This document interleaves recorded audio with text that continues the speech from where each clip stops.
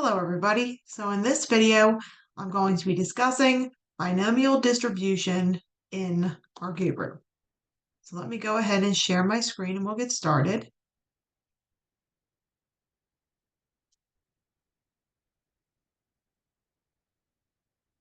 Okay, so this is the first example we're going to do. So assume the probability of a particular NBA player making a free throw is 70%. Assume the NBA player takes 25 free throws in a game, and then we're going to answer these 5 questions to find the probability of the NBA player making 12 free throws, at least 7, no more than 20, fewer than 15, and more than 22. So, when I'm looking at this here, first of all, how do I know this is a binomial distribution problem? So I have 25 different trials here, and each trial is independent because each free throw doesn't impact each other.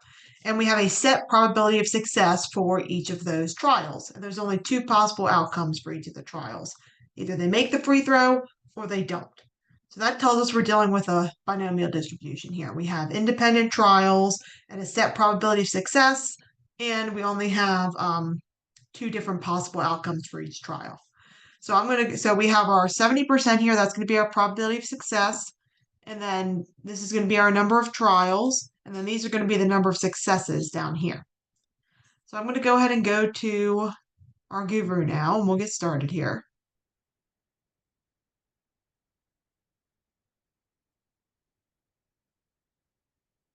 Sign in real quick.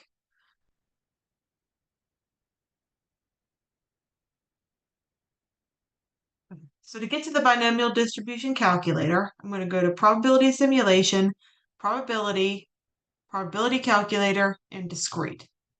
So probability simulation, probability, probability calculator, discrete. And then it's already selected binomial. Just make sure it has that and the values to probability that should already be pre-selected, but make sure that is what is actually selected.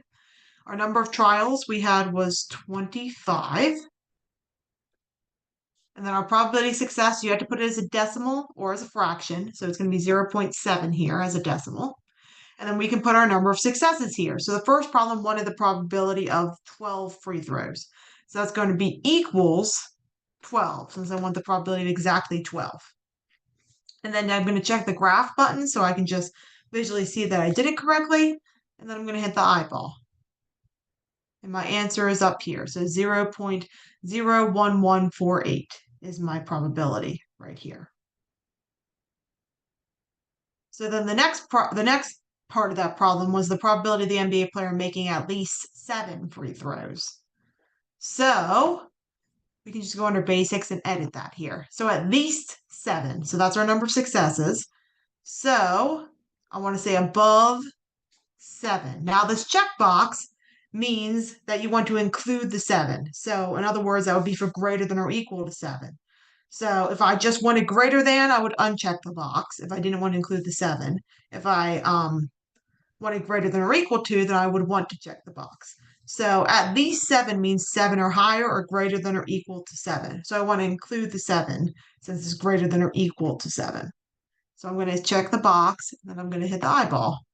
And that's going to get me, it happens to get me 1 here. So now let's do the probability of making no more than 20 free throws. So that means 20 or less. So I'm going to do below, and then 20.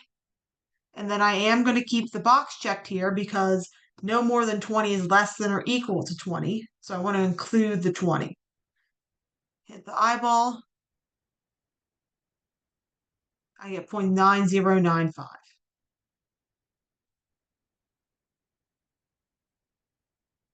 And then the next part of the problem is the probability of making fewer than 15 free throws.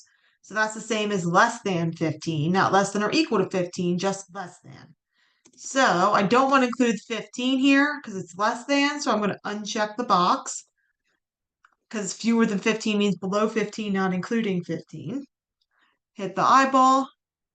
I get 0.0978. And if you need to visually confirm that you did actually do it correctly, so you can see this is everything fewer than 15 is selected. So you can use the graph to kind of help you confirm that you did it correctly. And then the last part of it was find the probability of making more than 22 free throws. So I'm going to go to basics, then I'm going to go to above, and then the number was 22. And then, so if I'm saying more than 22, that means greater than 22, not greater than or equal to 22. So I want everything above 22, not including 22. So I want to uncheck the box, hit the eyeball. I get 0.008961. And once again, here we can visually see that we did it correctly because everything above 22 is selected. Okay, so that's the first example. Let's go to the next one.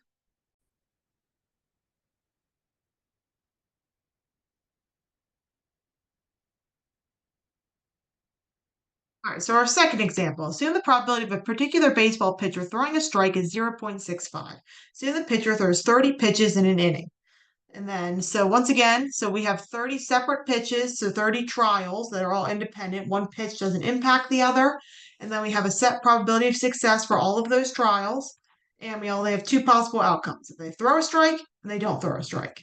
So that is a binomial distribution problem. So this is my probability of success. This is my number of trials. And then this is the number of successes here. So we're going to do the probability of throwing 23 strikes, 15 or fewer strikes, above 17, below 3, and a minimum of 20. So let me go back to our Rguroo here.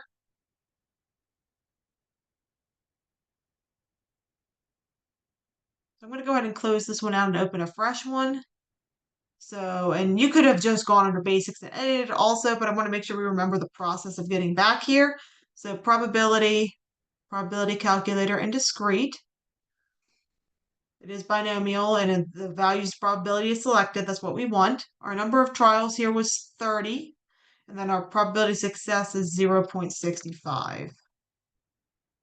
And then the first problem asks the probability of throwing 23 strikes in an inning. So that's exactly 23 successes. So equals 23. Check the graph, hit the eyeball. And we get 0.0652. And we can see just the one bar is selected, so we know that we are correct in what we did. And then the next part, it says the probability of throwing 15 or fewer strikes. So let's go back to basics. And then we're going to do below 15. And now, so 15 or fewer is less than or equal to 15. So 15 or lower. So we do want to include 15 in that since it's less than or equal to. Hit the eyeball. I get 0.06519.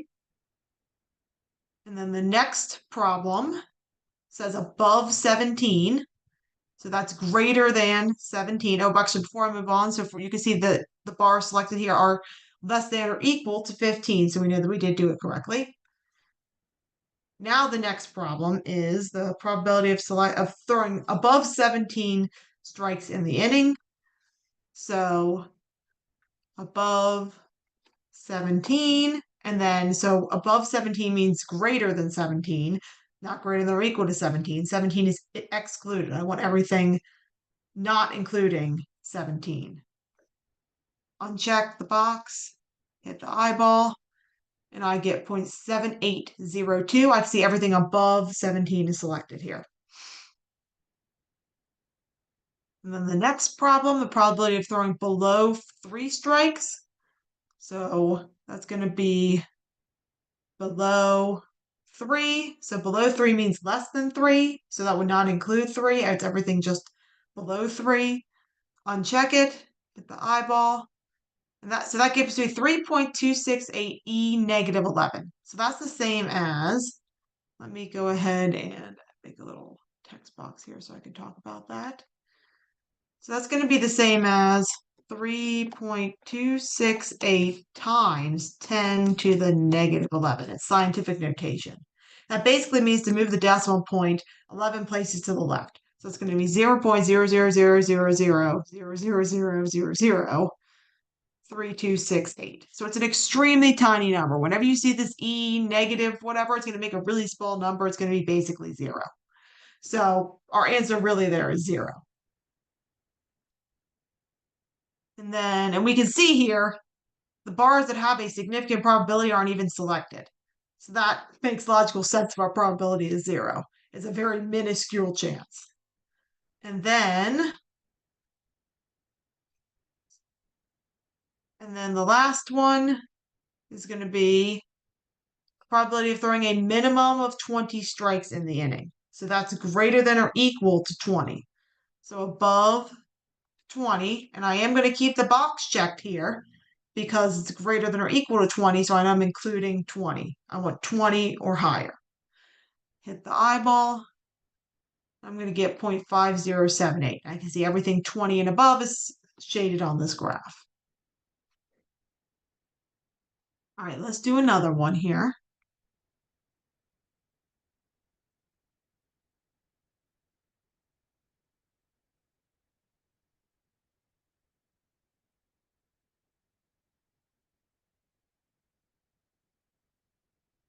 Assume in a particular casino, 1 out of every 1,000 plays on a particular slot machine wins the jackpot. Assume you decide to play the machine 50 times. Okay, so we have 50 independent trials here. Each play doesn't impact each other.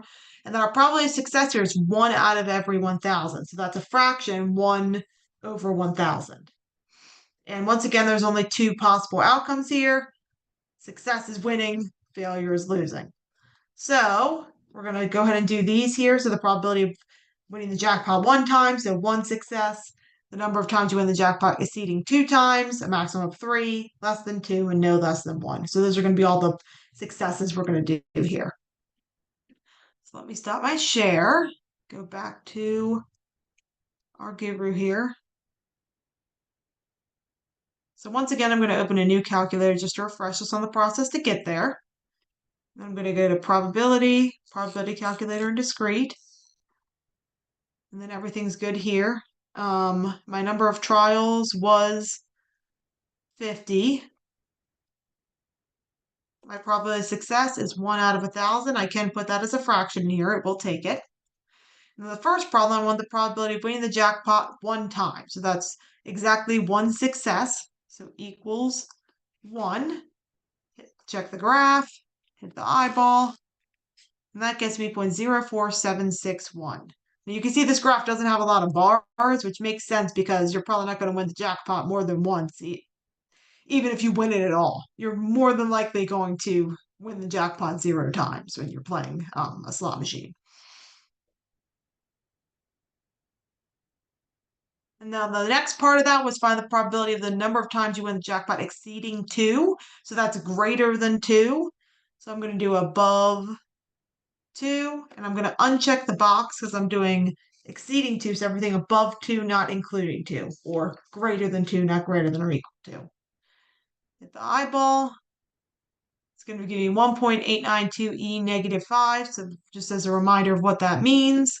So that's 1.892 times 10 to the negative 5. Which as a decimal, that means to move the decimal 0.5 places to the left, so 0.00001892. So basically 0. I can see here on my graph that nothing, hold on, won't let me delete that, that's fine. Actually, hold on, let me delete this here real quick. This was on the way. There we go. Okay. So I can see here on the graph, nothing's really shaded, which makes sense because it's the probability is basically 0. All right, the next one, let's find the probability of winning the jackpot a maximum of 3 times. So that's less than or equal to 3, or 3 or lower. So I'm going to include 3 here. So it's going to be below 3 with 3 included. So this is less than or equal to. Hit the eyeball. I'm going to get 1, which makes sense, right? You can see everything shaded on the graph, first of all. It also makes sense because you're not going to win the jackpot any more than 3 times. That's extremely, extremely unlikely. And then let's find the probability that you win the jackpot less than 2 times. So it's going to be below 2, but since it's less than 2, the box is going to be unchecked because that doesn't include 2. I get 0.9988. I can see the bars below 2 here are shaded. And then the last one, find the probability to win the jackpot no less than 1 time. So no less than 1 means 1 or higher, or greater than or equal to 1. So it's going to be above 1 with the box checked since it's greater than or equal to. Hit the eyeball, and I get 0.04879. I can see that 1 and 2 is shaded. It's very hard to see because it's very small, the probability, but it is technically shaded.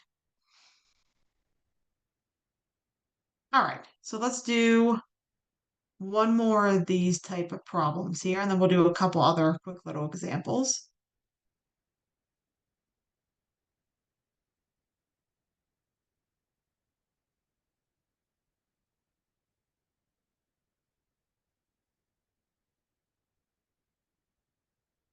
All right, so a 15 character ID is created from letters and numbers.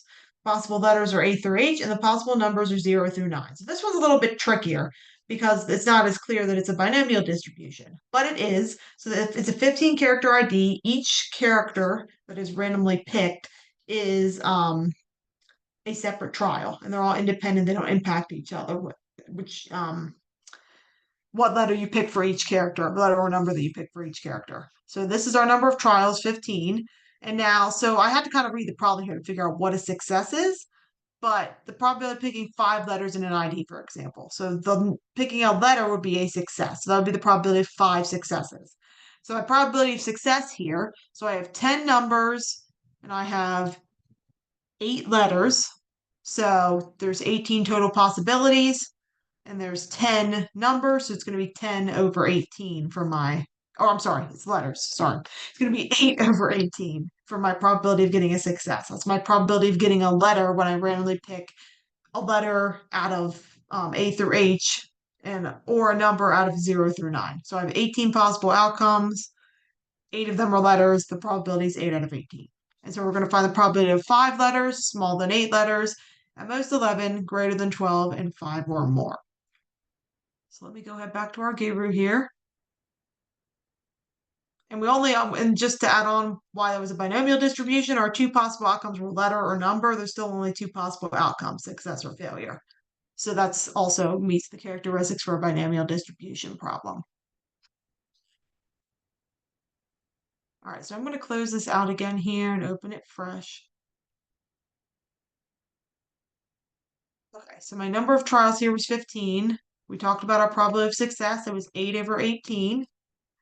And then the first problem wants the probability of picking exactly 5 letters. So that's exactly 5 successes. So it's going to be equals 5. So this is exactly 5. Check the graph, hit the eyeball. We're going to get 0.1459. And we can see just the bar for 5 is shaded. All right, and then the next one, find the probability of picking smaller than 8 letters. So that's less than 8 successes. So that's going to be below 8. And the box is going to be unchecked because I want smaller than 8. So less than 8. Now less than or equal to 8. I don't want to include 8. Hit the eyeball. I get 0.6696. And I can see everything smaller than 8 here is selected or shaded in the graph. So that makes sense. And then find the probability of picking at most 11 letters. So that's less than or equal to 11. So it's going to be below 11 with the box checked because it's less than or equal to 11. I want to include 11. Hit the eyeball. I get 0.9944. So I can see everything 11 and lower is shaded. So that makes sense. Find the probability of picking greater than 12 letters in the ID. So that's greater than 12 successes. So above 12 with the box unchecked because I don't want to include 12. It's just greater than 12. The eyeball, I get 0.0009586. That makes sense that it's very tiny probability. Only the 13 here is shaded. And then find the probability of picking 5 or more letters in an ID. So that's a greater than or equal to 5. So above 5 with the box checked. Since it's greater than or equal to, I want to include the 5. Hit the eyeball. I get 0.8707. I can see everything 5 and higher is shaded. All right, so now I just want to finish this off by talking about 2 of different problems from the homework.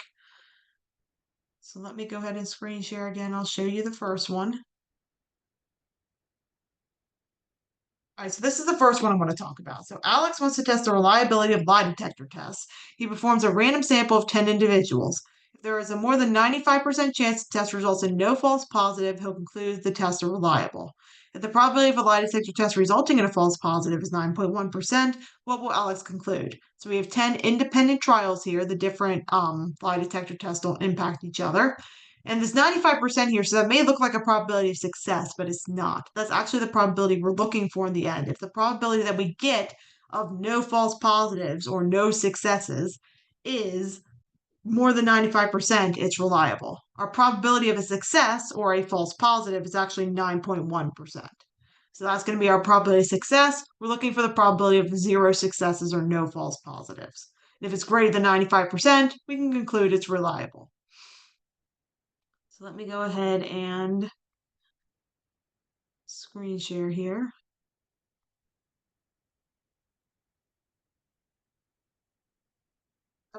And we only had 2 possible outcomes there again. Success was that it did result in a false positive. Failure is that it doesn't. So my number of trials here was there was 10 people. The probability of success was it was 9.1%, 9.1%, so 0.091 is a decimal. And then my number of successes we talked about was we want the probability of no false positives, so equaling 0 successes. Hit the eyeball, I get 0.3852. So since that probability is below 95% or 0.95, I know that the test is not reliable, which is the final choice that you would select. Okay, let's do one more weird kind of Newton question. So a computer graphics card manufacturer is testing an improvement to its production process. So we have a sample of 100 graphics cards using the new process. It has a less than 10% chance of having 4 or more defective graphics cards. The manufacturer will switch to the new process. Otherwise, the manufacturer will stay with this existing process. So once again, this 10% is not our probability of success. That's the probability we're looking for. So if the probability of getting, defective is a success, not defective is a failure. We have 100 independent trials here. Whether one graphics card is defective or not doesn't impact each other. So, and we have 2 possible outcomes, like I said, defective and not defective. So we're looking for a probability of getting 4 or more defective graphics cards or 4 or more successes to be less than 10% to switch to the new process. But the probability of getting a defective graphics card is 1.5%. This is my probability of success. This is my number of trials. So let's go back to our Rguroo, and we're looking for the probability of 4 or more successes. So I have 100 trials here. Probability of success was 0.015, or it was 1.5%, so 0.015 is a decimal. And then 4 or more successes, so that's above 4, with the box checked since 4 or more is greater than or equal to 4. So I want to include the 4. Hit the eyeball. I get 0.06422. So I want to know if that's less than 10% or 0.1. So that is less than 0.1. So since that probability that we got is less than 0.1, that means that they do want to switch to the new process. So our probability we got was less than 10%, so they are going to switch to the new process. And that is the answer that was selected. Okay, and actually one more thing before we end the video. If you ever want to save one of these, remember you can put a title in the box here and hit Save As if you ever want to save it for any reason. All right, so that is binomial distribution in Rguroo. If you have any questions, please feel free to reach out.